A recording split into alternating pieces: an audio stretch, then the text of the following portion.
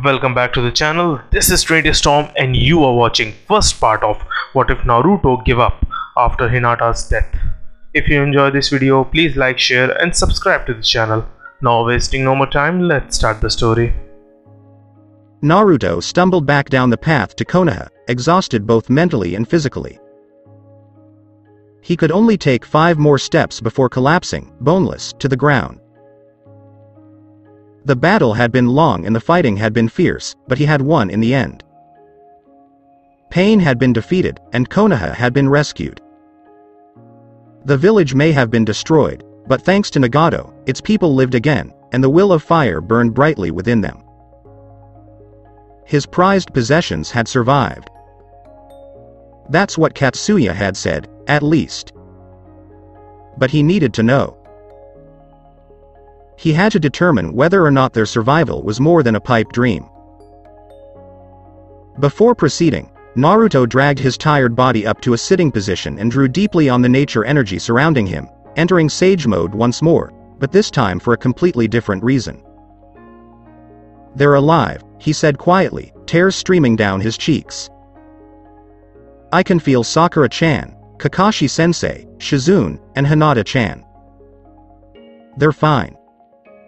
He sighed in relief, finally at ease, before exiting Sage Mode. He'd expended far too much chakra trying to keep it. Sage Mode was extremely dangerous to use when a person was on the verge of chakra exhaustion. Without his usual almost inhuman amounts of chakra, nature's energy would quickly overwhelm his own, transforming him into a frog before turning to stone. It was a stupid, dangerous, and reckless act. But Naruto had to find out for himself. He needed to know that those he cared about were safe. He addressed the person who was approaching him quietly. "You're late, Kakashi-sensei," he chuckled. Kakashi simply smiled at him. "You know those little old ladies." Despite the fact that they were only a short distance away from the village, Kakashi was carrying his exhausted student back on his back. "Student," Kakashi thought, shaking his head, reflecting on his sleeping student's progress, from dead last to great shinobi, from hated outcast to village savior. "Truly, Naruto, you are your father's son," he said quietly, his mask on. "I appreciate it," Naruto said softly. Kakashi began. "Do you know who he is?" Kakashi inquired. Naruto gave a nod. Flashback. Naruto had experienced such despair. Despite his efforts and training, he was still not strong enough. Hinata-chan, Hinata was dead, and it was all his fault. No, he was not to blame. Pain was to blame. Pain had done the same thing he had done to Jiraiya. No longer. He'd always been willing to die for those he cared about, ever since he met Haku. For the first and last time, he would listen to the fox's advice. He would summon the Kyuubi no Kitsune, and pain would perish. That's it, boy. Give in to your rage and grief. Remove this seal, and I will grant you the ability to kill the person who has taken away your most precious possessions. Naruto slid his hand beneath the seal slowly, ready to rip it off in an instant, before a hand stopped him and pulled him away from the great gates. "The seal is set up in such a way that if 8 tails are released, I will appear in your consciousness." That was something I didn't want to happen. Kyuubi, I never wanted to see you again. But, I was excited to see how my son had grown. I suppose you could call it even. Naruto turned around to face the man who claimed him as his own, Minato Namikaze, the Yondaime Hokage. Naruto smiled, recalling everything his father had told him, the message, the warning, but most of all, the sound of his father's voice, the glint in his sapphire eyes so similar to his own, and the love that ran so deep within his father's voice when he spoke about how much he believed in him. Then they emerged from the trees to behold a sight that, despite having dreamed about it for so long, Naruto had never truly expected to see. The villagers, all of the villagers, were there, gathered in a massive crowd, waiting for their hero's return. Him. I'm rooting for him. They were there for him, just as they were for Uzumaki Naruto.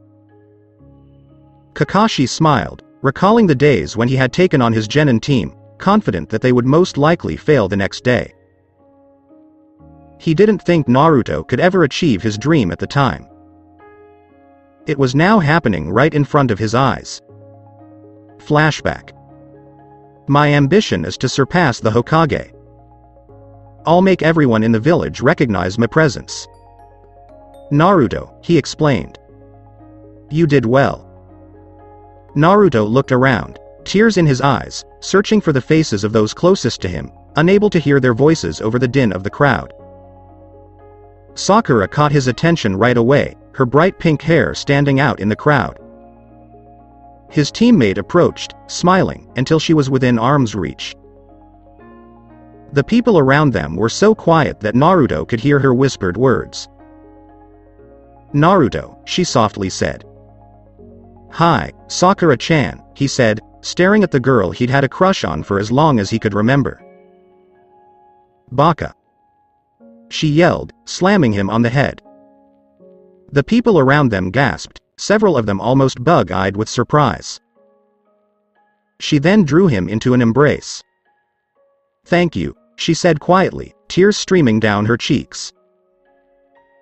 The crowd rushed in as she stepped away, hoisting him onto their shoulders and tossing him into the air. He began to laugh, a genuine and deep laugh. Iruka, Naruto's first sensei, looked on proudly, reminiscing about this boy, no, this man, who had become like a brother, like a son to him. Naruto's grin widened as he saw his friends, the rest of the Konoha 11.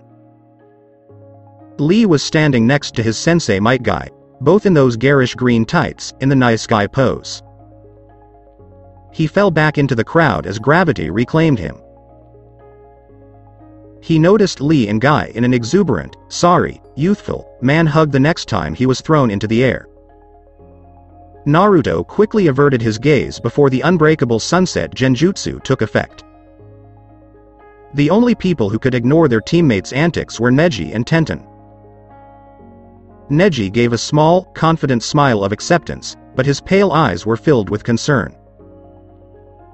Tenten stood almost suspiciously close to Neji, her face set in a proud expression, her hand almost comfortingly resting on the crook of Neji's elbow. Naruto was thrown into the air once more, his eyes searching for someone in particular. The next team to be spotted was Team Ino Shikacho, with Shikamaru leaning on his best friend's arm, his leg obviously broken. The first Chunin nodded his head at Naruto, indicating his respect. Anything else would have been far too inconvenient. Choji gave a crooked smile, his eyes closed. Ino, too, wore a small smile, her eyes wide with surprise. Naruto was overjoyed to see them. But they weren't the people he was looking for. Shikamaru's father, Shikaku, noticed his wandering eyes.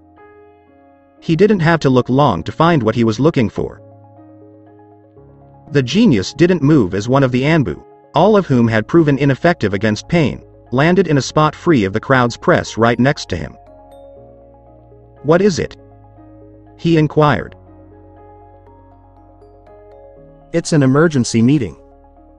You must immediately report to the council chamber. What council chamber? Shikaku inquired wryly, waving his hand to indicate the destruction that surrounded them. I'll take you there. Naruto was becoming concerned. He'd been thrown up 8 times and still hadn't seen the one he was looking for. Finally, on toss number 9, he noticed Kiba, which meant that the person standing next to him in the hoodie had to be Shino. Naruto still had trouble spotting Shino with all those clothes covering almost all of his skin. Kiba was also grinning, a wide grin that revealed his elongated canines. Naruto couldn't figure out what expression Shino had on his face. But he could see that not everything was as it appeared. Something was wrong. Tension was written all over their bodies. Kiba was distracted, despite his smile. Their appearance seemed forced, as if they didn't want to be there. Naruto's heart dropped. He understood what was wrong. "Stop," he said quietly. He was ignored by the audience. "Please stop," Naruto begged. Some of them heard his words now, but dismissed him as modest. They simply became more enthusiastic in their praise. "Stoop!" Naruto yelled. Naruto was dropped to the floor, landing with a thud on his back. He jumped to his feet, ignoring the minor discomfort. "Where is she?" he inquired of the now deafening silence. Those closest to him were unable to meet his gaze. "Where is she?" I asked. Sakura bit her lower lip. "Naruto," she said, biting her lower lip. "Where has Hinata Hyuga gone?" Kiba and Shino escorted him to Hinata's bedside. Kurenai looked up from where she was sitting, right next to the Hyuga heir, as Naruto entered the tent. Hinata's eyes were closed, sweat beaded her brow, and her breathing was labored and heavy. Kurenai's eyes had turned completely red, both the pupil and the white, as a result of her tears. Her eyes welled up as she smiled at Naruto. Naruto crossed the room to her side, taking a seat next to Kurenai, as close to Hinata as he could get. "How is she doing?" Naruto inquired. Things were not going well. Naruto cursed himself for being a slew of fools for not realizing this would have happened sooner. Nagato's jutsu was intended to resurrect the dead. So, because Hinata wasn't dead when the jutsu took effect, she remained in her mortally injured state, as she was still alive, albeit barely. But, given the current state of affairs, that could soon change. Despite Tsunade's best efforts and Katsuya's assistance, there were still far too many injured men and women and far too few medic nin to treat them all. Almost none of the medic nin had died because they had stayed as far away from the battlefield as possible in order to treat the injured. As he spoke, he reached out and gently touched her forehead. "Don't worry, Hinata.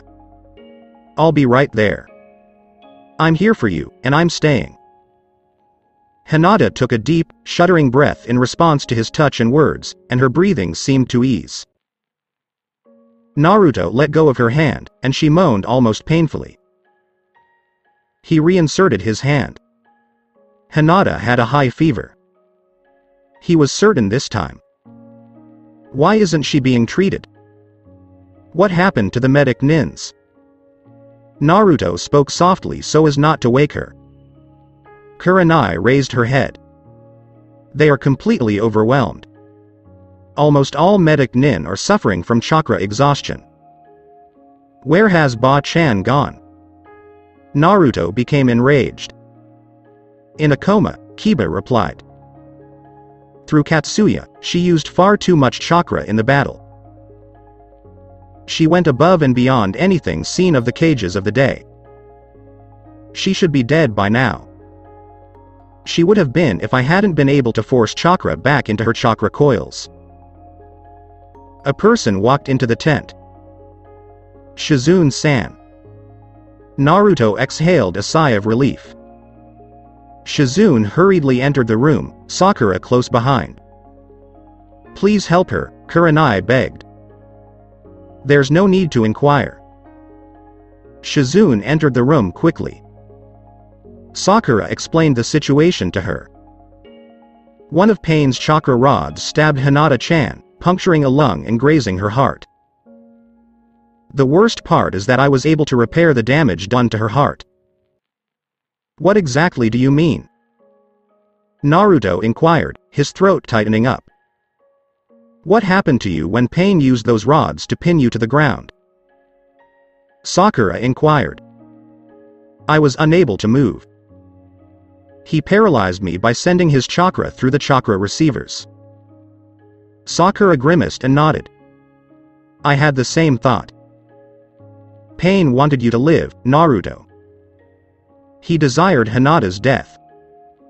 Do you really believe that was the only type of chakra he could send through those things? Everyone in the room tensed up.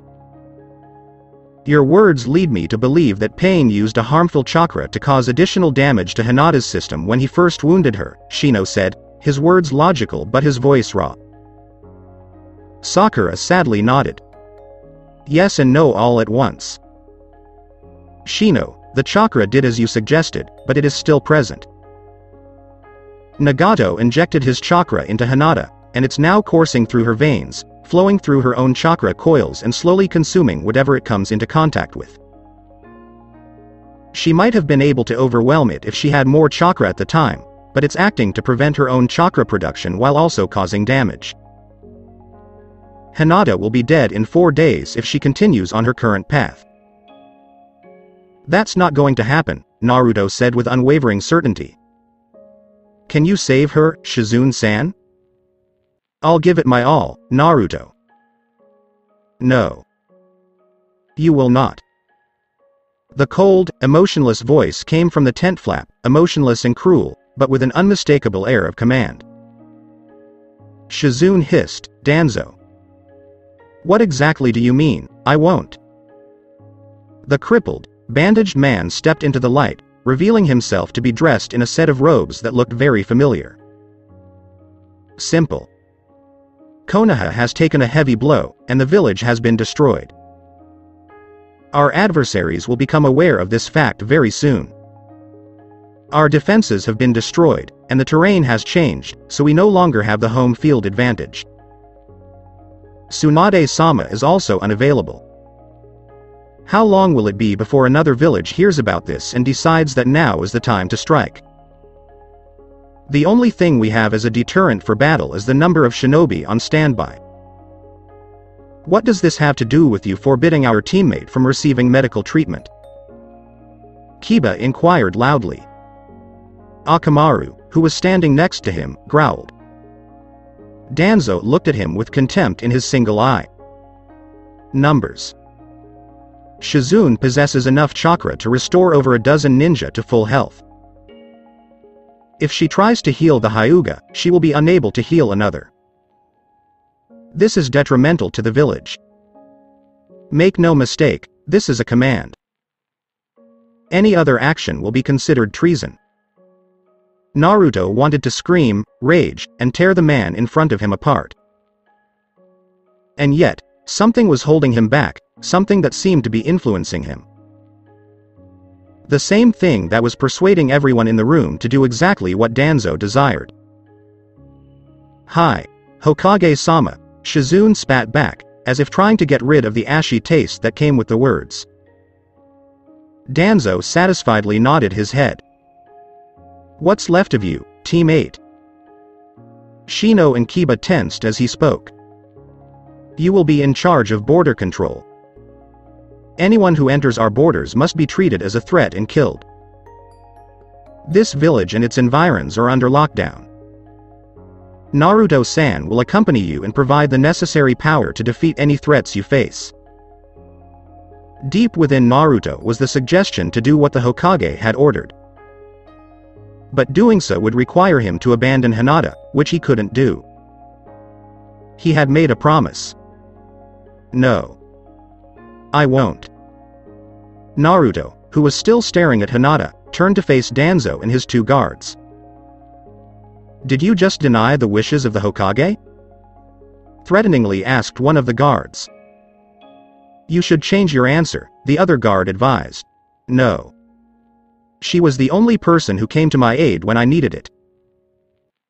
Now I'll be there for her when she needs me. Believe it or not, Naruto's tone was firm and did not allow for debate. What exactly do you mean? He means, cousin, that he is unwilling to grant your request, that he refuses, by no means, of course not on your life, under no circumstances, never, never, no already. Shino's voice was accompanied by an angry buzzing. Shino was cocked by the masked guard.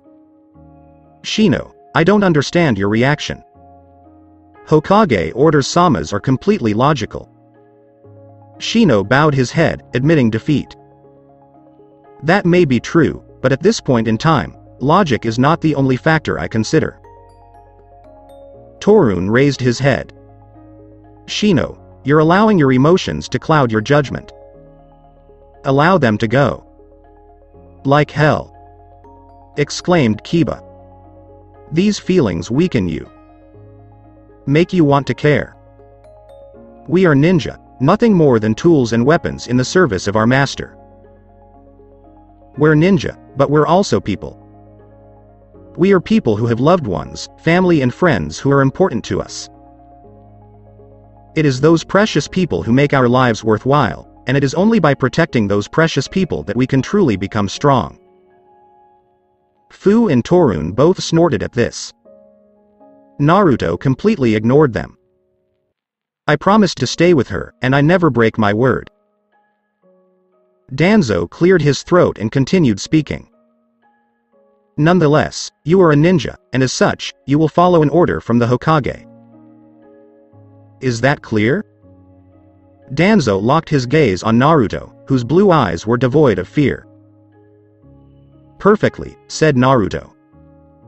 He took his hayate slowly and tossed it at Danzo. I am resigning. You can't order me to leave her side because I'm no longer a ninja. Everyone in the room was in a state of shock. What about your dream, Naruto? Sakura stated. You'll never be Hokage if you stop being a ninja. My ambition was to become Hokage in order for everyone to accept me. That occurred today. There are more important things to consider.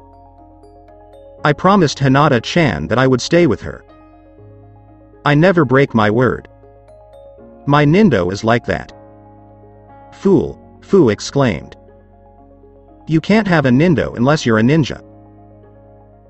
I've never been the type of person you'd expect to see as a ninja, but I'll still live by my nindo because that's who I am. I will not allow it, Danzo stated emphatically. I will not accept your resignation. The only way to refuse a ninja's resignation is to offer them the choice of continued service or execution, Shizune explained. Danzo stiffened slightly, cursing the fact that this mere boy had been able to resist Shisui's subtle influence. Fine, Danzo said, tossing Naruto's hayate back. Because of your assistance to the Leaf Village in defeating Pain, you were granted a period of leave to rest and recuperate. I'll find another to join Team 8. But keep this in mind. You will be confined to the village until further notice. You will be treated as a missing nin if you leave. He shifted his gaze to the others. We'll meet at the front gate in 3 hours.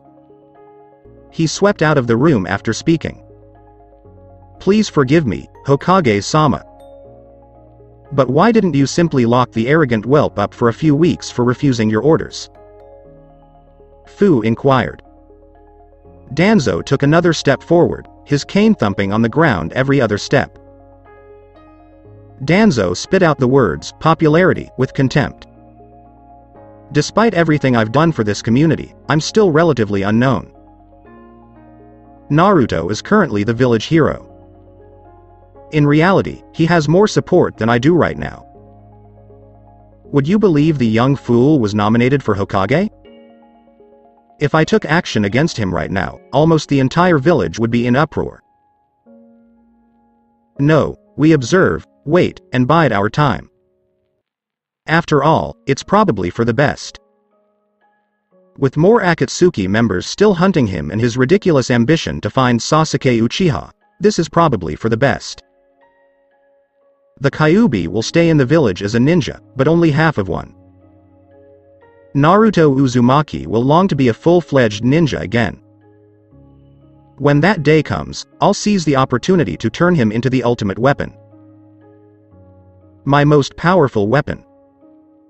Naruto stroked Hinata's hand, relieved beyond measure that his hayate was still resting on his brow. I'm sorry, Naruto, Shizune said before leaving the tent, placing her hand on Naruto's shoulder. Naruto said quietly, it's not your fault. Naruto turned to face his best friend and crush as Shizune exited the tent. "Is there anything you can do, Sakura?" Kiba and Shino both looked at her with hopeful eyes. "All right," she said, sighing. "But don't get too excited. I'm nearly out of chakra, and something of this magnitude should be attempted by Tsunade-sama, not me." "Don't worry, Sakura-chan," Naruto said, his voice full of hope. "You're on par with Ba-chan. Simply do your best." Sakura cast a downcast look at the ground. "I'm not, you understand.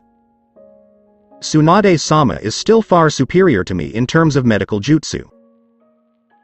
But I am among the best," she spoke quickly as Naruto's face fell. "Don't be concerned, Naruto. She'll be fine. That is my lifetime promise. I'll get right to work. All I need is for you to go get some of my special soldier pills." Naruto dashed off to find her those pills after waiting just long enough to hear her directions, as Sakura cracked her neck and got to work. He was relieved and full of faith in his friend.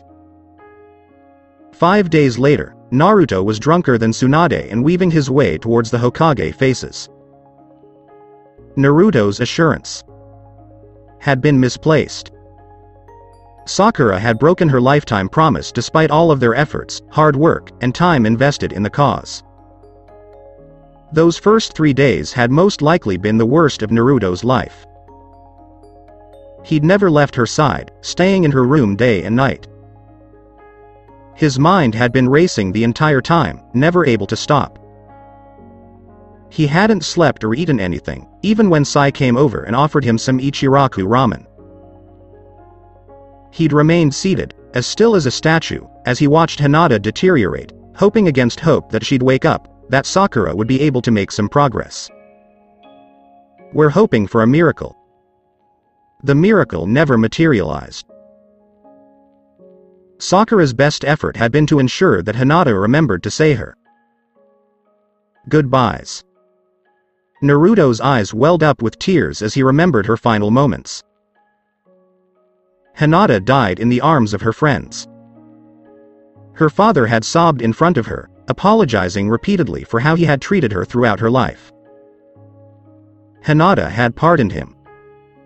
She told him with a small smile that it was fine, that it didn't matter because no matter what had happened, she still loved him. As he gazed down at the young women on the bed, Hiyashi began to cry silently. "So much like your mother," he had said quietly. Hinata had a few words of encouragement for everyone, including the rookies, her cousin and his team, Kurenai, and her sister Hanabi.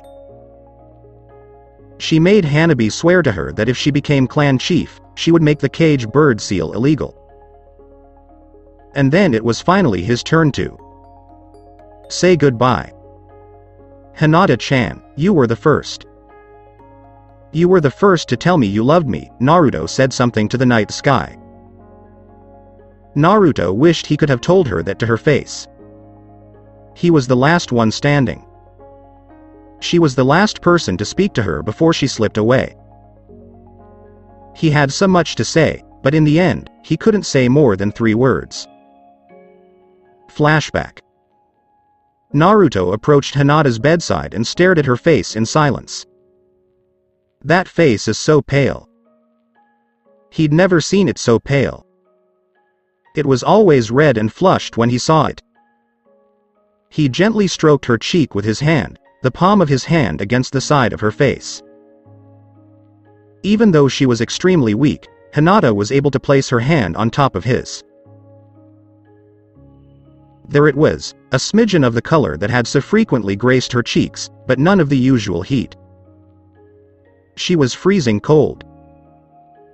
All of the words that he normally found so easy to say simply died in his throat, replaced by a lump that threatened to choke him. They didn't say anything. Instead, they just stared into each other's eyes, lost in the moment, lost in what could have been. Then the moment passed as Hinata's breaths came out in gasps and she closed her eyes. Naruto had choked out, "Hinata. She opened her eyes again and gently squeezed his hand. "Hello, Naruto-kun." "I genuinely did lo." She struggled to say anything, fighting not shyness, but the cold embrace of death. "I loved you." Her lovely features were adorned with a smile. Naruto had never considered her to be beautiful before. He realized that in all his life, he had never seen anything so lovely as she smiled at her success, staring at him with all the truth and love that filled her lavender eyes, with his hand touching her face. He'd never do it again. "Hinata-hime," he said, his voice breaking in the middle. Her smile had grown wider as she stared at him, her breast rising and falling with each inhale and exhale.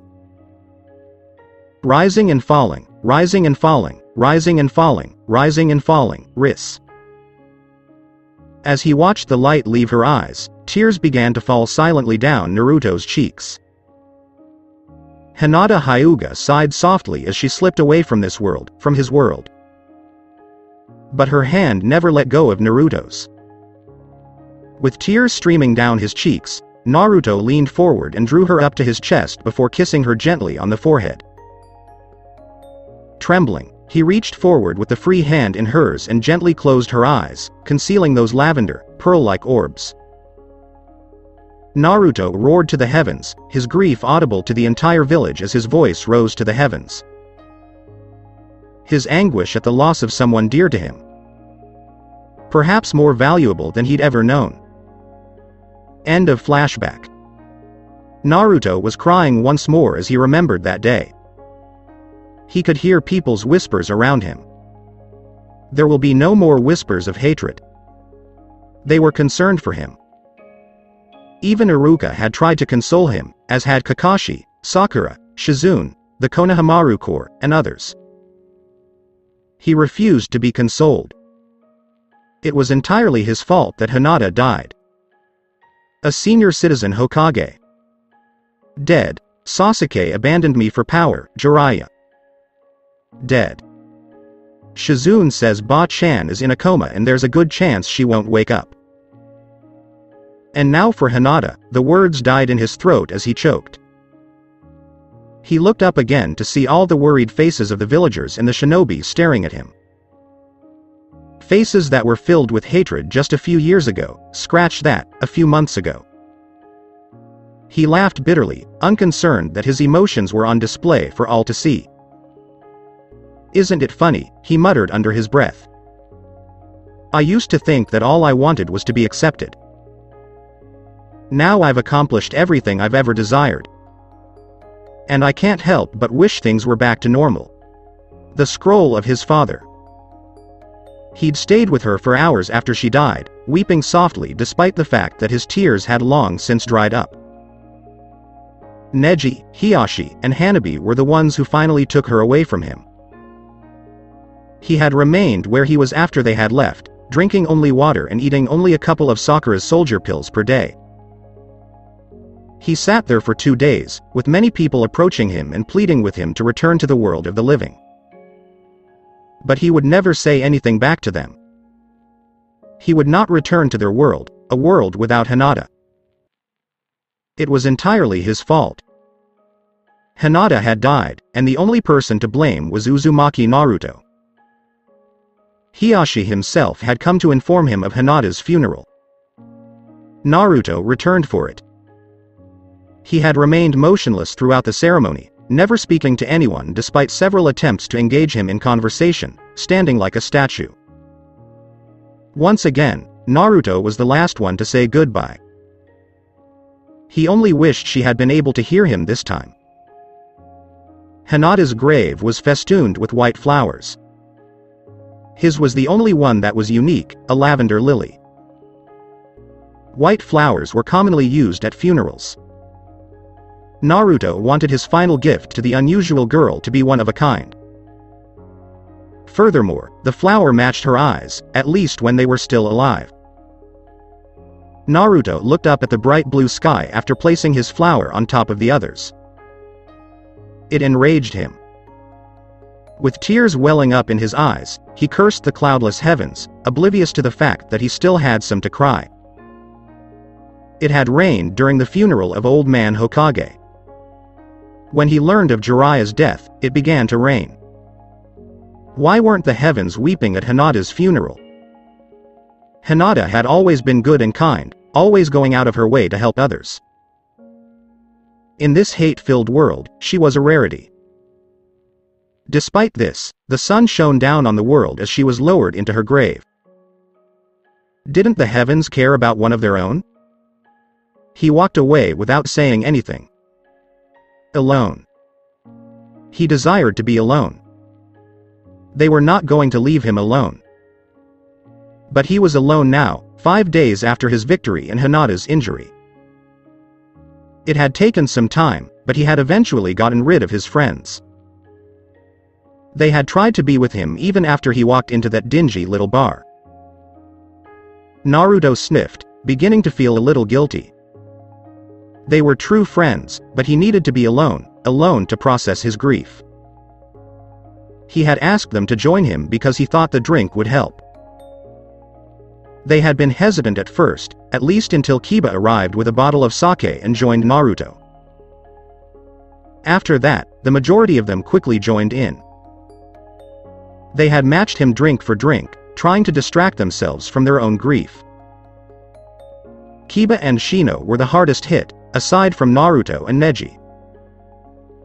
Hinata had been a teammate, but she had also been so much more. She was their friend, their younger sister. She was no longer there. Out of the entire group, those two lasted the longest. After a while, Kiba and, surprisingly, Shino began to discuss Hinata with each other and Naruto. The missions they had completed together, the good and bad times they had shared, the people they had met, the times of laughter and joy, the times of tears and bonding. Naruto simply sat and listened, allowing their words to wash over him as he burned the images they recreated deep into his mind. Never, ever forget. He didn't want to forget anything about her. They then started questioning him about what he had done for Hinata. She never gave up, no matter how difficult the obstacles in front of her appeared, Shino said, his voice slightly slurred. She stated that you had inspired her not only with your words, but also with the way you lived your life. As a result, she never stopped striving to be better. Not only as a ninja, but also as a person. Kiba nodded, nearly falling off his stool in the process. I can't tell you how many times I found out she was crying because of all the crap her family was always dishing out to her. I'm not sure she would have been able to deal with it if it hadn't been for you. When he was still a stuck-up bastard with a stick the size of a holy log up his ass, a whole heap of it came from Neji. Kiba kicked the unconscious Neji in the side. Things started to change after you beat the crap out of him and made him see the light. If you know what I mean. Her family began to resemble an actual family. I've only seen her that happy a few times in my life. He finished his bottle and drank it all. You helped her so much without even realizing it, Shino said. Thank you, the final member of Team 8 said in unison. Naruto had bowed his head and wept, unconcerned that they could see. They drank some more, talked some more, and then drank even more. But, as far as Naruto could tell, he and Lee were the only ones who weren't in some kind of alcohol-induced coma. Except for Sakura, who hadn't joined in with the rest of them. Something about having seen Tsunade drunk far too many times. Naruto had moved over to Lee's twitching form and pried open an eyelid, stepping over Neji and Tenten. Yes, he was unconscious due to exhaustion. When the group walked into the building, the bartender was reduced to a gibbering wreck by Lee's green spandex-clad form. He had apparently had prior experience with Lee's drunken habits. He had only agreed to serve them on the condition that Lee not touch any kind of alcohol in any shape or form. He wasn't even allowed to touch the stuff. The bartender had erupted after seeing Lee pass Choji a bottle of sake. Not wanting to be left out, Lee declared that he would perform 100 push-ups for every bottle of alcohol Naruto possessed. He was 1, maybe 2,000 push-ups behind when he passed out. Naruto wasn't sure how far he had fallen. Alcohol was a poison, and Naruto burned it out of his system quickly, far too quickly. Naruto then exited the bar and began walking down the street, his steps wavy. Even so, people were trying to talk to him. He needed to get away for a while, somewhere he wouldn't be found. But where exactly? Naruto had never made a conscious decision to go anywhere. He simply followed his feet, so he was taken aback when he found himself walking towards the top of the Hokage monument. But, regardless, he knew where he was going.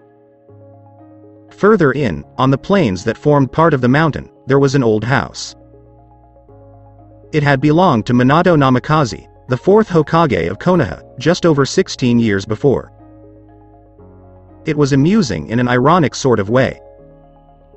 Naruto had always regarded the 4th as a hero, someone who had given his life for the sake of the village he loved. As a result, he had devoured any and all 4th of July information he could find. Naruto knew a lot about Minato the Hokage, but little about Minato the man and even less about Minato the father. His paternal grandfather. The 4th's legacy approached the door and attempted to open it. Of course, it was locked. It had been locked for 16 years. Naruto tried the handle again, this time violently shaking the door. A seal slowly etched itself onto the door before oozing red ink across the lines of the seal, resembling the way blood traveled across skin from an open wound. Finally, the seal had turned blood red, almost as if it were warning him. Naruto locked his gaze on the seal for a few moments. He took out a kunai and closed his hand around it, not caring how deeply it cut. Naruto looked absently at his palm and fingers, watching as blood welled up from the cuts and slowly moved down the palm of his hand. The way that seal had applied itself had to have been telling him something. Naruto extended his hand and placed it on the seal's center. The seal gradually changed color, becoming steadily brighter before exploding in a bright flash of yellow to reveal nothing. There had been no change, his blood no longer marked the door, but the cut on his hand had already healed, and it had not been due to the fox's chakra. Naruto tried the handle once more. It shifted. The door swung open. Every surface was covered in dust, the dust of 16 years of abandonment. He didn't take long to look around the place. The kitchen was clean and tidy, with a granite cooking bench and a gas stove. A collection of knives hung above the stove, each on its own hook. He walked over to them and unhooked the biggest one. It was still razor sharp. Naruto then went to the walk-in pantry. Naruto laughed aloud for the first time in days when he opened the first cupboard door. There was a cupboard full of instant ramen, stacked on top of one another and squeezed together. He walked around the rest of the house, slightly chuckling. His mother and father had kept the house immaculate. There were soon only 2 rooms to look at. His father's study and the master bedroom. He began by going to his bedroom. The bed had not been made. For some reason, Naruto was both happy and sad as a result of this.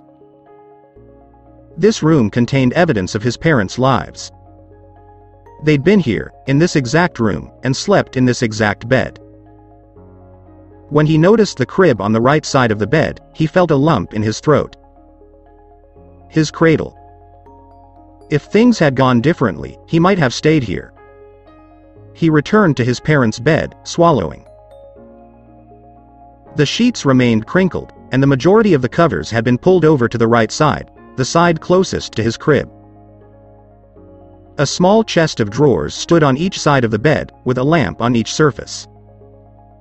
He went to the closest one to the crib. He hadn't noticed the katana balanced between the bed and the drawers until now. He'd think about it later. Naruto carefully opened the first drawer. It had clearly belonged to a woman. His mother's name. That indicated that it was his mother's habit to keep all the covers to herself. Naruto briefly considered what his father thought of that habit. Perhaps that's why she has a katana lying next to her bed, within easy reach, he reasoned, chuckling slightly at the mental image it evoked. He sat on the bed, katana on his knees, and bared about half of the blade from its sheath. The steel had a blue tinge due to the exceptional craftsmanship. Naruto's brow furrowed. Not only that, but the entire thing appeared to be forged out of that insanely expensive chakra-conducting metal, which had been layered many, many times over. Naruto discovered an unused tissue while digging through his pocket. Sakura had made him carry a bunch of them around with him, telling him not to use his sleeve, which he had been doing a lot whenever he thought of it. Naruto came to a halt in his train of thought. Holding the tissue over the blade, he let it float softly down into the edge, effortlessly parting it. The blade was still razor-sharp, and there were obvious signs of use, such as sweat stains on the red leather grip of the hilt, which matched the scabbard, but it had been extremely well maintained. Naruto slid the blade back into its sheath and turned to the first open drawer, which held his mother's belongings. Naruto took each item out tenderly, holding it as if it were a priceless treasure. A pearl rope with a large pink pearl in the center. A jewelry box and matching earrings. His mother liked pretty things, or his father liked buying them for her. Naruto opened the jewelry box gently, wincing slightly at the squeak from the hinges. He didn't take each item out. Instead, he gently trailed his fingers over them, content to just look at them. Naruto discovered his mother's hairbrush at the very back of the first drawer. It was a low-cost item designed for functionality rather than beauty, but it held special significance for Naruto. His mother had used it frequently, and as a result, some of her hair was still caught in the bristles. "My mother had red hair," Naruto said quietly. There were 3 perfume bottles in the second drawer down, 2 of which were open and 1 of which had never been used. They were all the same model and brand. They had to be his mother's favorite. A large number of woolen gloves and the occasional scarf were stuffed next to and beneath the perfume, creating a nest for the delicate little glass bottles. Several pairs of booties and baby gloves were included. His mother apparently became cold in the evening. He splayed one of the gloves against his own hand, smiling at how much bigger his hands were than the glove. His mother had delicate, small hands, though the sweat stains on the katana's hilt suggested otherwise. That kind of sword work was bound to result in calluses. Naruto then sprayed one of the used perfume bottles on his wrist before taking a small sniff. His face turned pale. He replaced the lid and slid the perfume back into the drawer stiffly, almost woodenly. It smelled like lilacs, lavender, and something else that he couldn't place. What were the chances that his mother wore the same perfume as Hinata? Naruto closed the drawer and moved to his father's side of the bed without looking at the third and final drawer. His father's drawers were very different. For one thing, he didn't have any jewelry in them. Instead, in his first drawer was a well-read, heavily creased copy of Arrow, Tales Senins of a Gutsy Ninja. There was also a picture of Minato's team, with Kakashi in the center and 2 others who Naruto couldn't identify. Next to the picture was what appeared to be a strange kunai with 3 distinct prongs. Naruto took it in his hands and ran his finger along the edge. "Ah. Still razor sharp," he muttered, sticking his finger into his mouth and sucking, absent-mindedly wondering if the house had some kind of seal that kept those things inside sharp. There were some other miscellaneous items in the second drawer, but what caught Naruto's eye was a Jiraiya-sized box of condoms. Naruto was flushed. He knew about birds and bees because of a humiliating session with Jiraiya during his 3-year training trip, but it had to be unhealthy to think of your parents doing that. Oh, come on. That box is more than halfway full. Waving his hands in front of him as if they could prevent the mental trauma, Naruto thought. Pervy Sage's box, on the other hand, was never that empty. Except for the time he ran out of water balloons for Rasengan training and discovered that the replacements Jiraiya had given him were actually... Yeah. Let's not go there. That was what sparked the highly embarrassing conversation in the first place, along with his reaction. The only solace he could find was that the old pervert appeared to be more embarrassed than he was. He'd become so agitated that he'd turned a brighter shade of red than Hinata. Naruto exited the bedroom and proceeded to the only other room in the house that he had not yet inspected. It appeared that this had been his father's study. There was a window with a view of Konoha. Naruto paused for a moment and simply gazed out the window at his house. The sun had begun to set, bathing the village in a golden glow. Smoke could be seen rising from several houses' chimneys. It fluttered and blew in the breeze, catching the light in its own special way and creating patterns across the village. The sunlight reflected strongly off of several reflective surfaces, forming silver gems of light that were scattered randomly throughout the village. His house was a lovely place, that much was obvious. Or, at the very least, that is what he imagined could have been seen once. His father's study no longer overlooked the village he had sworn to protect as Hokage. All that was left was a crate gouged into the ground. That, and the rubble and debris of what were once the homes and livelihoods of the thousands who comprised the most powerful of the hidden villages. Tall buildings, straight roads, and winding streets are no longer the norm. There were no longer the lovely gardens that had dotted the area, breaking up the sometimes monotonous background of village life. There will be no more Ichiraku stands. But that wasn't the most important thing. It would take time, but the village could and would be rebuilt. And the only thing that mattered was life, not time. From here, Naruto could easily see the tent city that had sprung up in the crater. It was even possible to see the lumber piles that had been brought in for the builders to use. There were even a couple of rows of houses built by Captain Yamato using his wood jutsu. Those houses, however, left a slightly sour taste in his mouth. He had been told that Danzo, the elders, and the majority of the civilian council had claimed those houses as their own. But everything he could see from here pointed to the undeniable truth. Konoha survived. Its people persisted. At least, the majority of them did. Naruto sighed and turned his gaze to the rest of the room. He stiffened. Something was wrong in this room. Every other room in the house was clean and well organized. No, not this one. Both the walls on his left and right sides were lined with bookcases. The one on the left had a bookcase that ran from 1.5 meters above the floor to the ceiling, with a desk beneath it. Another large desk, this time beneath a window overlooking Konoha. The bookcase on the right side of the room reached all the way to the ceiling. But something had occurred inside.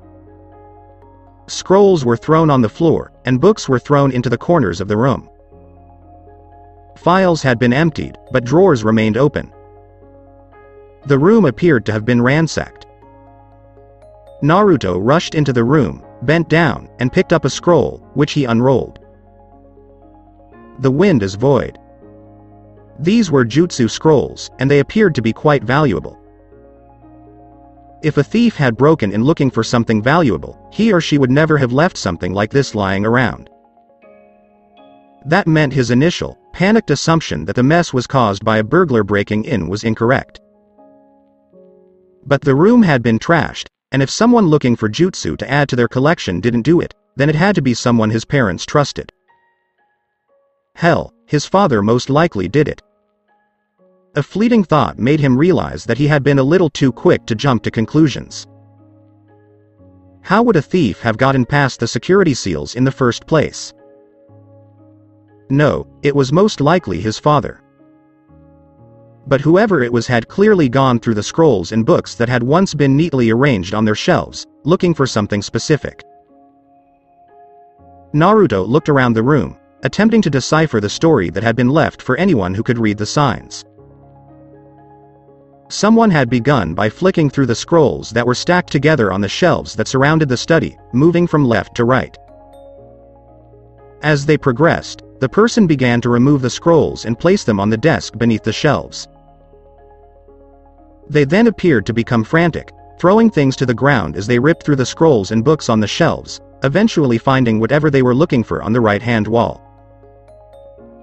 They had then swept everything from the desk onto the floor, spreading a specific scroll onto the desk and weighing it down with kunai.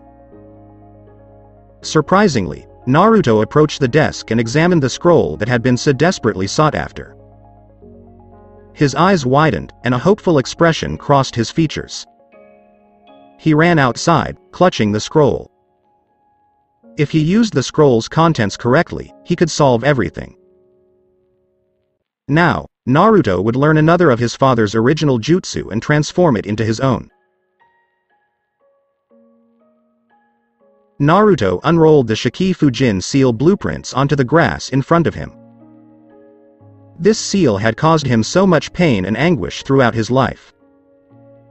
Minato Namikaze, the fourth Hokage, used this technique to seal the Kyuubi no Kitsune inside him on October 10, 16 years ago. All Jinchuriki were created in this manner, with a Biju sealed inside of them. But because different Biju had different strengths, the seal's strength had to be proportional to the demon's strength. The fox was the most powerful of the tailed beasts, known as the king of the Biju by some. As a result, one of the most powerful seals in existence was used to keep the Kyuubi contained within Naruto. To be more specific, the Shiki-Fujin seal. The Shiki-Fujin seal, however, came at a cost. It summoned the Shingami, the death god himself. The fourth Hokage and the death god then worked together to seal the Kyuubi within Naruto, using the Yondaimi's own life force to power the jutsu. But the most important aspect of this jutsu, and the one that piqued Naruto's interest, was that it first summoned the Shingami to the mortal plane. Naruto gradually began to form the necessary hand seals. Naruto yelled, slamming his hands against the ground, "Shiki-Fujin." Nothing happened, at least not right away. Naruto only had to wait a few moments before the air around him turned cold. The shadows grew longer and darker, reaching out like a certain Nara's jutsu. However, the malevolent intent that accompanied those shadows made one thing abundantly clear. Whatever caused this darkness, it was not of human origin. The light faded, becoming fainter and fainter, as if devoured by the shadows themselves. The darkness then began to congregate, seemingly stacking on top of itself, rising into a single black mound. Slowly, ever so slowly, the mound began to take shape, taking on the form of a man. The head was the first thing that could be distinguished from the limbs. Details began to emerge slowly, ever so slowly. It was finally finished, and a man emerged from the shadows.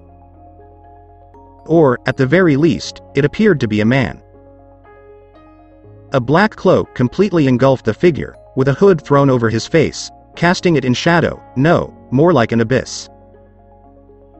A large scythe was clutched in a bony hand, so sharp that Naruto thought it would cut you just by looking at it. The figure's left hand held the scythe. But what a hand! Death had already brushed up against that hand. Only a few rotted flesh strips clung to the otherwise clean bone. The figure slowly raised his other hand to his hood before abruptly throwing it back, revealing empty eye sockets with a cold light burning behind them, yellowed teeth in a death's head grin, and an empty pit where a nose had once been. The area was filled with such malice, such malevolence, that Naruto almost screamed in terror. But something held him back. How come you're wearing reading glasses? The figure whipped his glasses off his face, revealing another surprising feature to Naruto. Your fingers are inked. The figure spoke while folding his arms. Who are you to call death? Naruto returned his gaze to the scroll, cursing under his breath. Apparently, he had not performed the jutsu correctly. ERRRMM, is the number incorrect? Naruto was a little embarrassed. The character blinked. So, who are you looking for exactly? Is he the god of the dead? Naruto gave a nod. The figure leaned forward almost excitedly. Don't tell me which feature you're looking for. I'll figure it out on my own. He began to circle Naruto, assessing him. Let's see, idealistic, always keeps his word, clearly the hero type with the physique of a Greek G. I know. You're searching for Hades. The figure transformed into a tall, ripped man with long, black, slightly greasy hair, dressed in a black toga with tortured faces moving within the fabric, a black helmet under his arm, and a sword at his waist. No? Naruto shook his head, his face flushed with concern. Okay, you're a little short, but with that warrior light in those blue eyes and that blonde hair, you've got to be a Viking. So you're on the hunt for Hela, correct? No, Naruto said, interrupting. Anubis is out because you're not Egyptian. You failed to recognize the Grim Reaper, and I doubt you're African, so. Konoha is where I was born. Naruto exclaimed, slightly irritated. The figure came to a halt before transforming into the Shinigami himself. He clenched the scythe between his teeth and transformed it into a knife. The teeth were placed in the form of a demon's face. Shinigami's clothes had turned a sickly white color. You say Konoha. Oh, you're right, I can see the gap now. Do you have any information about a disturbance that occurred here about 5 days ago? A great commotion occurred within my domain. Shinigami spoke casually, as if the answer to his question didn't matter. Are you the Shinigami? Naruto inquired. The character nodded. Sorry for the confusion earlier. I suffer from multiple personality disorder. Respond to the question. No. Return me. First, answer the question, and then we'll continue with this conversation. The statement was said in a pleasant tone, but there was something that made even the knuckle-headed ninja shut his mouth. Did anything out of the ordinary happen 5 days ago? Oh, that was Nagato. He used a resurrection technique at his own risk. And why did he do this? It's because of me. The Shinigami made a rough sound, and Naruto realized later that he had been grinding his teeth. Alright, now tell me what you wanted. Give me Hinata-chan back. And that's it. The Shinigami blew up. With that trick you pulled to get so many souls out of the underworld, you're the reason I'm up to my brows in paperwork. Do you realize how many forms I have to fill out for every bloody person who dies in the first place? And then not only do they become instantly useless, but I have to fill them in anyway because they did die, and then there's like 12 times the amount of crap that I have to fill out for every person who lives again, and you come and ask me to add to that burden. Actually, you didn't even bother to ask, did you? Instead, you come with your demands and insist that I use my power to return your loved one to you. Naruto flushed unexpectedly when he heard the word, loved. To make matters worse, you don't even use the proper summoning method. This is Shiki Fujin's seal.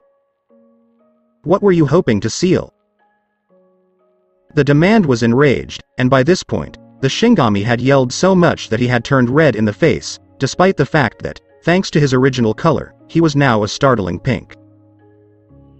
Nothing, Naruto said, trying hard not to cower in the face of such ferocious killing intent. The Shinigami smiled evilly as he nodded.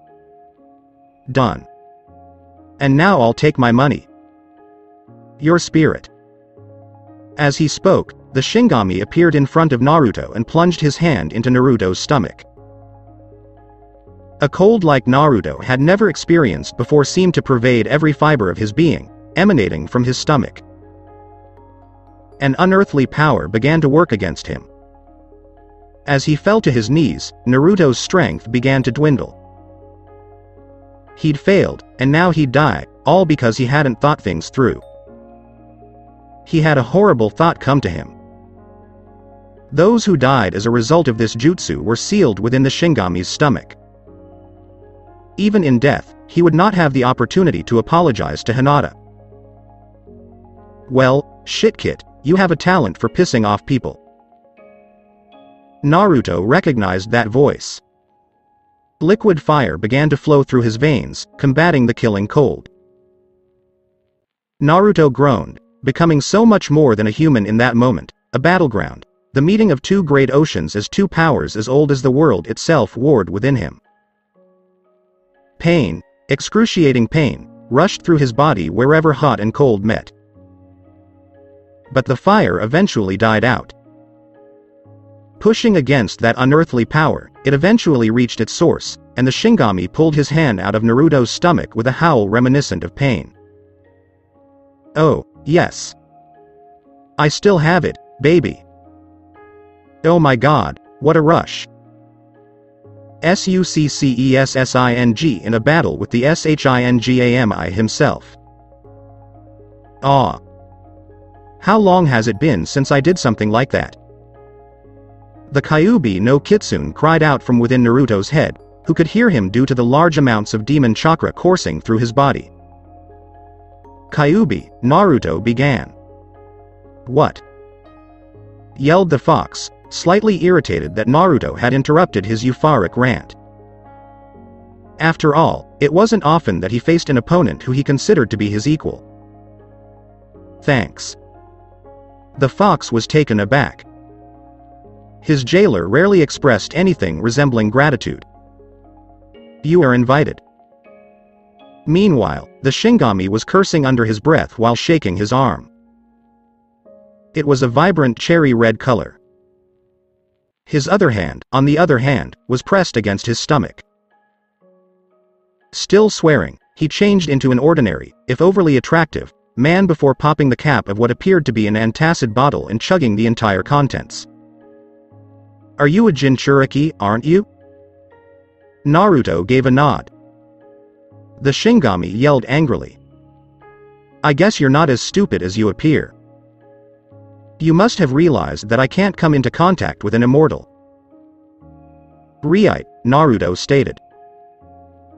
The Shinigami ignored his confusion, continuing to rub his stomach. This has to be one of the worst cases of indigestion I've ever experienced. You don't happen to know anyone in here, do you? Yeah, Minato Namikaze and Hiruzen Sarutobi, old man Hokage. The Shinigami became immobile. What was your name, exactly? Uzumaki Naruto. The Shinigami jumped. Wait a minute, that was close. What exactly do you mean? Shinigami laughed. Isn't that obvious? Can you imagine how much paperwork I'd have to fill out if I tried to eat the chosen one? Then there's the fact that if you die, the upcoming 4th Shinobi War will be lost, hundreds of thousands will die, and the Eye of the Moon plan will fail, or will it? After all, without the Kyuubi, they won't be able to resurrect the Jubi. Until the Kyuubi were reformed. Not to mention I'd never get a chance to see Madara's filthy old soul. Does that mean you'll assist me? Naruto inquired, his voice full of hope. No. Naruto's eyes were filled with rage. Come on, people. You were willing to kill me for the sake of some extra paperwork. Don't dismiss it as a little extra paperwork. That nonsense is paperwork from hell. Literally. If you don't help me, I'll find another way, even if it means killing myself. Shinigami smiled as he looked at Naruto. You would not. You still have a lot of promises to keep in this world. But why would you go to such lengths? Naruto let out a sigh and sank to the ground. I'm not sure. My parents died when I was a baby, and I was a Jinchuriki at the time. I was never loved as a child. I was always extremely lonely. I was beaten on occasion, and I had no friends until I became a genin. I worked hard to gain acceptance from those around me, but even when most people despised me, there was one person who always looked up to me. Hinata was the person in question. I'm almost 17 years old, and Hinata was the first person to tell me she loves me. She adored me. And I let her down. She died as a result of my actions. He had a determined expression on his face. So I'm willing to go to any length. Do you hear what I'm saying? I'm willing to pay whatever it takes to get her back. Oh, dear Gami-kun, returned the boy's girlfriend. When they heard the very feminine voice behind them, Naruto and the Shinigami both jumped into the air. They turned to see a stunning woman standing behind them. Shinigami groaned. Meet my wife, Naruto. If Naruto were ever asked to describe her, he would say that he was completely unable to put such a beauty into words, though the true cause could have been self-memory manipulation, as the Shinigami specifically stated that if he ever had perverted thoughts about his wife, he would wake up one morning castrated. Is she my girlfriend, Mrs.? Please call me Arlia, dear. The Shinigami groaned. That is not her given name. Among those as powerful as us, names have power. Why did you believe the Kyuubi was always referred to by a title rather than a name? Anyway, you claim she isn't your girlfriend. Why? The girl said she loved you, and you obviously have feelings for her. Otherwise, why are you going to such lengths to win her back? I don't know what I feel for her. Sure, she's a friend, and I'd do anything for my friends. Concerning the trouble, well, none of this was planned. Everything just seemed to happen after I saw the scroll. You mean you summoned my husband, the god of death himself, on the spur of the moment? Naruto scratched behind his neck with his hand, a rueful grin on his face. When put that way, it does appear rather stupid. But I figured there was a chance this would work, so I didn't need to think about it any longer. Arlia performed what appeared to be the dreaded puppy dog eyes no jutsu on the Shinigami, who winced visibly. Damn you, lady. It's not that fucking simple. What did you tell me? Her voice was soft, but the Shinigami, god of death, lord of the underworld, king of the dead, and prince of darkness, cowered in the face of his wife's rage. I mean, I'm so sorry, my beloved, but I'm afraid what you're asking of me is simply impossible.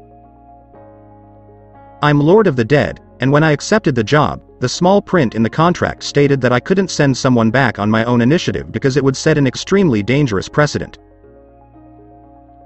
Arlia stared at Naruto, feeling himself being weighed, measured, and examined in a variety of ways.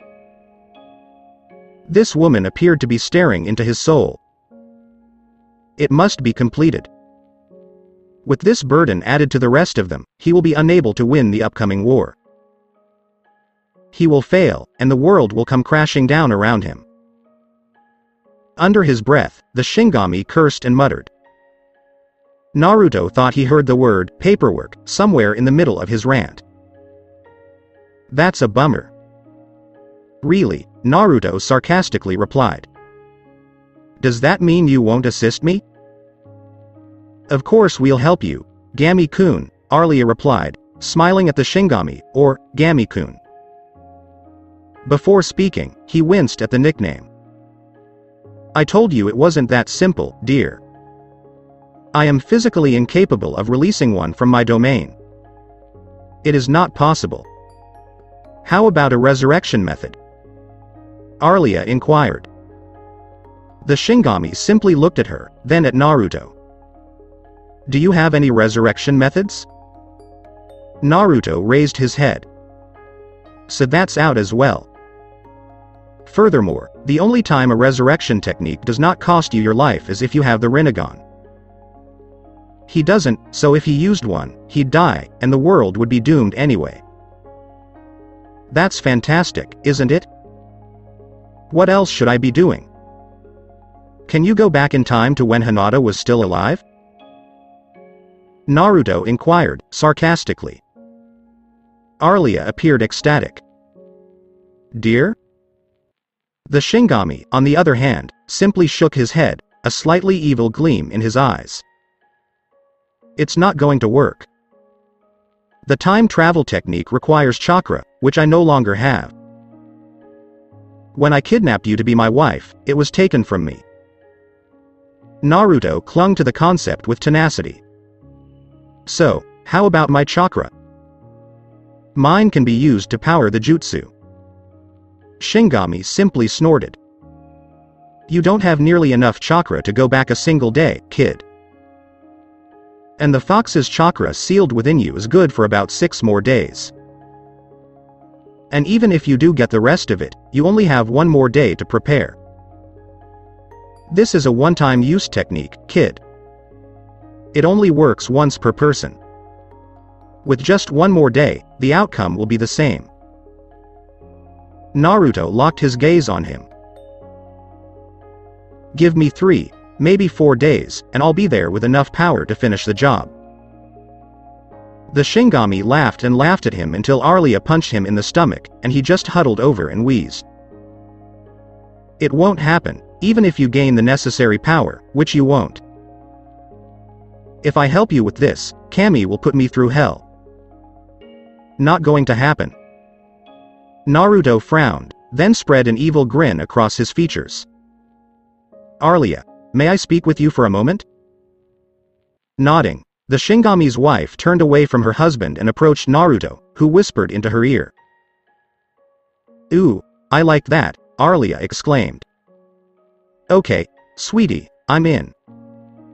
Shinigami.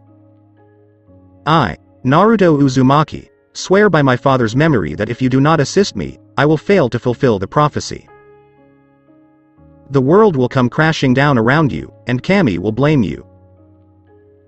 The paperwork you'll be handed will be massive in comparison to anything you've seen in millennia. And I threaten you that if you don't help him, you'll be sleeping on the couch for the next 20 years, Arlia said. The Shinigami shifted their gaze from one to the other. People have offered me all of their wealth. Heroes have entered my realm to steal from me. People have sold their souls, or the souls of their wife, daughter, mother, brother, son, father, or sister. Dark rituals have been held in my honor, with countless human sacrifices, and not a single person has gotten the better of me in all the thousands of years that this has been going on. And now you show up, Naruto Uzumaki, threatening to make me do more paperwork and convincing my wife not to give me any for the next 20 years. Is that all you've got? That's what you're going to use to blackmail me? Naruto gave a nod. Yep. The Shinigami groaned. You're really good. I'll be back in 4 days. When you have the power, call out for me, and I will come before you to assist you on your journey. Naruto was looking for one of 2 men at the campsite. He'd need their assistance if he was going to do this. He suddenly heard cries of horror and pain, with one man repeatedly screaming, "My eyes! My eyes!" He appeared to have located both of them. Ignoring the horrifying sights around him, he tore Lee and Guy apart, breaking the ultimate sunset genjutsu for the first time in history. Konoha's green beasts. I have a request for you. Guy, slightly irritated at being separated, looked at who had been foolish enough to do so, intending to insist that they join him for a day of training. He forgot about his earlier intentions when he saw who it was. Naruto had the fires of youth burning in his eyes once more. He would go to any length to assist Konoha's young hero. We'll do everything we can to assist you, Naruto. Consider your favor completed. That is a guarantee. Guy exclaimed, ending his speech with his thumb up, almost blinding the audience with the glint of light from his teeth. The nice guy stance. They were now obligated to keep their promise. Thank you very much, Guy-sama. I'm going to need you and Lee to show me how to use the Hachiman. 3 days later, Naruto relocated to the largest of the remaining training grounds, a densely forested area teeming with life. He had completed the task. Although Guy and Lee were strict taskmasters, using the Hachiman was surprisingly simple once you mastered the first 3 gates. The first one was actually the most difficult to open. It had taken him nearly half a day to figure out how to do that. Well, he worked for half a day with over 3,000 kage bunshin. Lee and Guy were both impressed with his progress before he revealed that he had completed over 4 years of training. If he didn't use any as spare batteries to store nature chakra, he could make a lot more clones using Sage mode. He'd made so many that Yamato-sensei was worried he wouldn't be able to keep up if any of them went Kyuubi. But with both green beasts on hand to assist, any clone who appeared to be developing more fox-like characteristics quickly went poof. Naruto could now use the Hachiman. However, he required more power than the gates could provide. Naruto snorted at himself, thinking he needed more power, his mind racing to see if he was beginning to resemble a certain emo Uchiha. No? Good. Fortunately, he knew how to obtain it. Naruto moved towards the center of a clearing, sat down on a large boulder in the center of the area, and placed a small container in front of him. He took a meditative stance and breathed deeply, forcing his body to remain perfectly still. First gate, opening gate, open. Naruto could feel a surge of power coursing through his body. Healing gate, open. He could feel the chakra he possessed multiplying within him. The gate of life is open. His skin had turned red from the increased blood flow by this point. Pain gate, open. Any further movements would tear his muscles apart after this point, but thanks to his wise training, he was able to remain completely immobile. Closing gate, open. Staying still was becoming increasingly difficult. All of the energy within him made him feel full, almost as if he were about to burst. Open the gate of joy. As Naruto opened the 6th gate, cracks shot through the boulder he was sitting on. Naruto felt himself being drawn into his own mindscape. What on earth do you think you're doing? Kyuubi inquired, sounding a little irritated. Even more intensely than usual. Gaining power so I can use that time travel jutsu to save Hinata. You fool. Opening all the gates will kill us both. Naruto simply shook his head.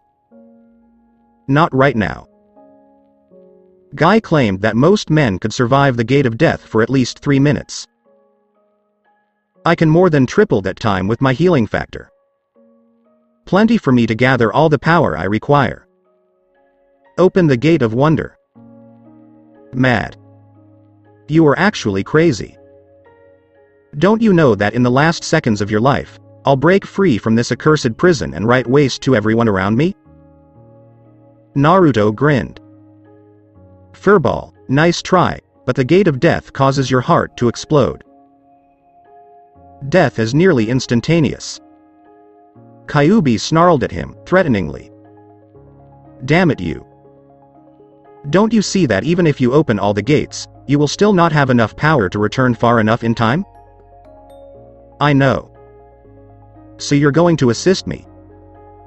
The gate of death is now open. As Naruto spoke these words, he became aware of his surroundings once more. A massive pillar of blue chakra had shot into the air, visible from miles away. Chakra appeared to be leaking from him in sufficient quantities to create a pseudo-Jinchuriki. Many shinobi were now on their way to investigate the source of the disturbance. Naruto suppressed the desire to smirk. It would take them some time to arrive. He and as many clones as possible had been constructing as many traps as they could. Although they were not lethal, there were so many of them that the area was practically inaccessible. Naruto re-entered his mindscape and approached the cage's doors, stopping in front of the great gate. "So, Kyuubi, what are your thoughts? Do you want to assist me?" Naruto ripped the paper seal off the cage doors without waiting for an answer. The Kyuubi leapt forward, sending all of his chakra towards Naruto, determined to take over the foolish mortal and free him. "Fool. Do you know I can still heal your body before taking it over?" he yelled with delight. The fox frantically attempted to withdraw his chakra, but Naruto clung to it with all his might. "Gotcha!" Naruto exclaimed with a satisfied grin. Naruto began drawing sage chakra into his body as soon as he removed the seal. The seal had been broken, and all of the chakra of the nine-tailed fox had been released within him. "But, Furball, doesn't your chakra come in two varieties?" "Will and chakra. It was your will that kept trying to take over my body, but if you use it now, I'll move and we'll both end up as large stone toads." "You wouldn't want that, would you?" The Kyuubi no Kitsune legend concluded with him becoming a petrified amphibian. "Bless you." Naruto laughed as he felt the Kyuubi's chakra meld with his own physical and spiritual chakras. If he went into sage mode like this, he would have nearly twice as much chakra as the fox ever had. But he was afraid it wouldn't be enough. He still required more. Steeling himself, he drew on the natural energy around him for just long enough to swallow the contents of the box he'd placed in front of him, his heart in his throat as he reached over to where the vibrations caused by his chakra had sent it. He swallowed the entire contents in a single jerking motion and immediately began drawing slowly on the natural chakras surrounding him. He nearly winced at the pain that the Akimichi's colored pills caused his system. But he could feel the unnatural energy boost that the spinach, curry, and chili pills provided. Each pill increased the amount of chakra in a person's body. The chili pill alone provided you with 100 times the amount of chakra. However, taking them all at once. The pills were normally used only by the Akimichi clan because they worked by converting the body's fat cells into chakra, which the Akimichis always had in abundance. However, if there were insufficient fat reserves, the pills would break down any other energy-rich type of cell in the body, which is what caused death in any other person.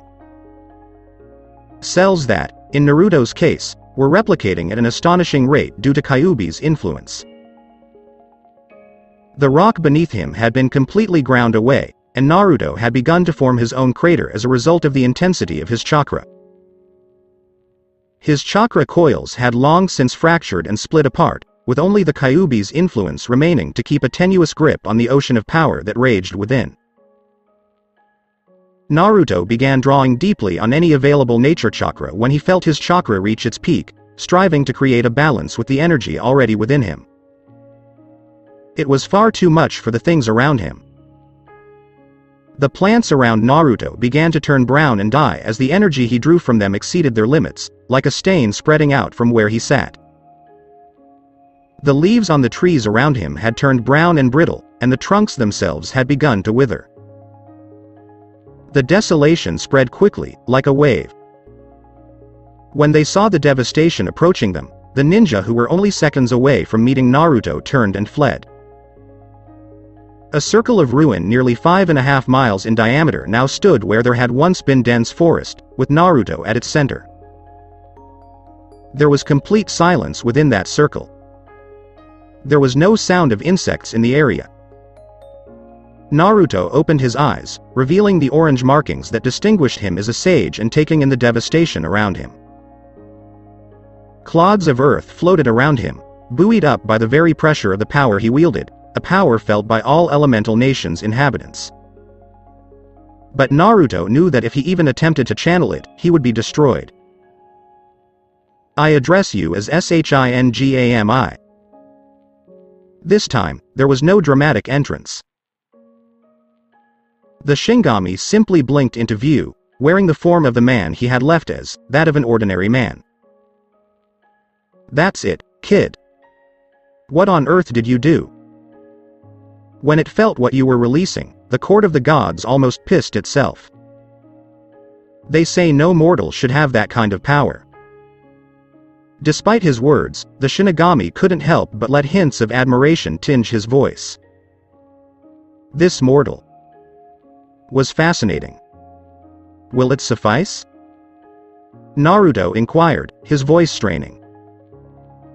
Even with the healing provided by the Kyuubi's chakra and Sage Mode, holding this much power was overwhelming. The Shingami laughed. Yes, absolutely.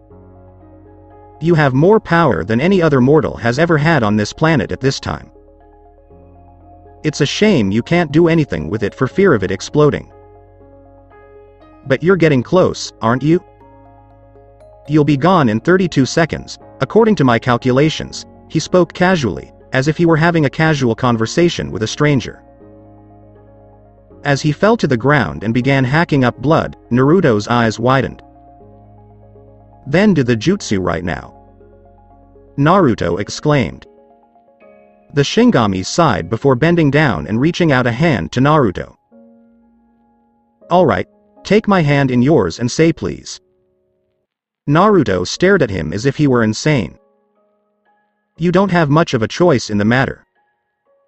Tick, tick, tick. Naruto swung his hand around to grab death himself. Please.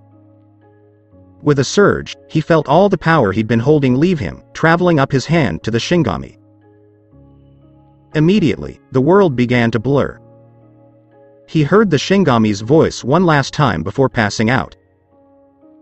Oh, and for future reference, you'll want to kill that son of a bitch Yakushi Kabuto, or he'll really start chafing your ass in the future. Naruto appeared to have awoken from a dream, or was it a nightmare? He slowly opened his eyes, his gaze fixed on the familiar ceiling above his head. He was back in his apartment, back in his own building. He kicked off the covers and tried to run around with a whoop. The only thing he accomplished was to plant himself face first into the ground. He frowned as he stood up slowly and tried to take a few steps forward, swearing as he tripped again. That technique appeared to have interfered with his control over his own body. Naruto finally made it into the bathroom, though it took some time. He came to a halt, staring at his cracked mirror. Staring at the 10-year-old boy who was staring back at him. He did it, and the little kid did it. He, of course, did. I never had any doubts about it, another voice said, responding to the fox's skepticism. So that's it for today. I hope you guys enjoyed it.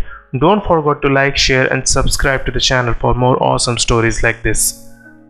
Thank you. See you all in my next video.